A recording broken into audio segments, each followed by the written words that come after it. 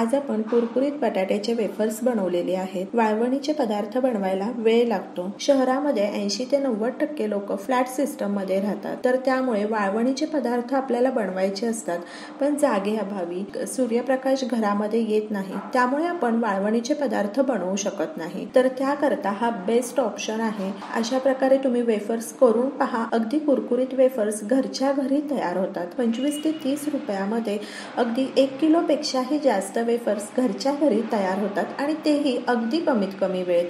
तुम्ही अशा प्रकारे वेफर्स करून पहा।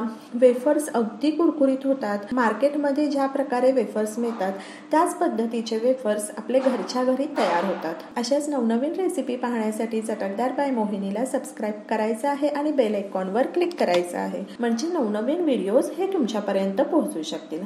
चला मग तर आपण वेफर्स बनवायला सुरुवात करू। तर ह्या ठिकाणी आपण 4 बटाटे घेतलेले आहे। बटाट्यांची साल काढलेली आहे आणि ते पाण्यामध्ये ठेवलेले आहे। आता बटाटे आपण 1 ते 2 पाण्याने स्वच्छ धुवून घ्यायचे आहेत।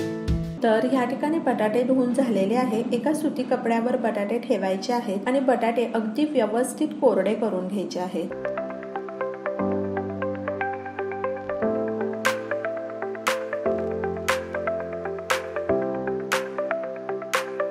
जमेल तितके पातळ चिप्स पाडून घेऊयात।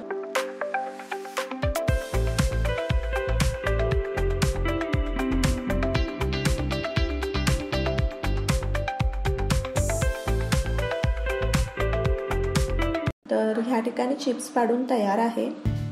चिप्स पाडून झाल्यानंतरही आपण सुती कपड्याने ते अगदी छान कोरडे करून घेणार आहोत। चिप्स अगदी व्यवस्थित कोरडे होणं खूप महत्त्वाचं आहे, तरच आपले चिप्स हे कुरकुरीत होणार आहे।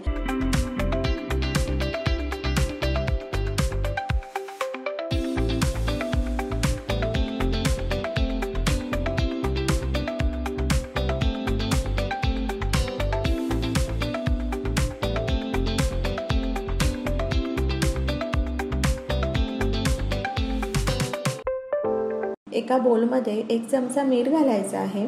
त्यामध्ये 2 ते 3 चमचे पाणी घालायचं आहे। मिक्स करून घ्यायचं आहे। तर ह्या ठिकाणी मी काळं मीठ वापरलेलं आहे। तुम्हाला हवं असेल तर साधं रेग्युलर मीठ आपण जे वापरतो ते वापरलं तरी चालेल। तर ह्या मिठाच्या पाण्याचं काय करायचं हे आपण नंतर पाहूयात। मिठाचं पाणी साईडला ठेवून देऊ। एका साईडला तेलही गरम झालेलं आहे। चिप्स सोडायचे आहे। चिप्स सोडताना तेल अगदी व्यवस्थित गरम झालं पाहिजे। तेल व्यवस्थित गरम झाल्यानंतरच आपण चिप्स घालणार आहोत आणि चिप्स सतत वर खाली करून घ्यायचे आहेत, जेणेकरून सर्व चिप्स हे एकसारखे तळले जातील।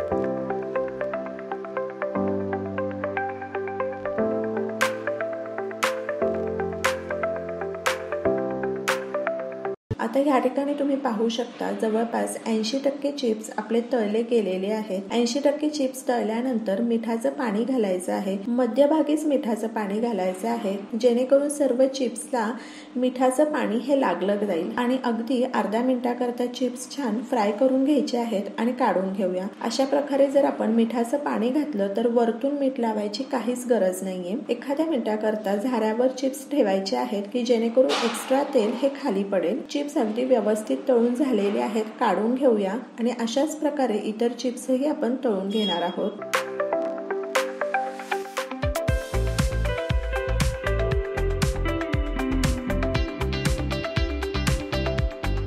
तर ह्या ठिकाणीही 80% चिप्स तळून झालेले आहेत। मिठाचं पाणी घालायचं आहे आणि अगदी अर्धा मिनिटाकरता चिप्स तळून घ्यायचे आहेत आणि काढायचे आहेत।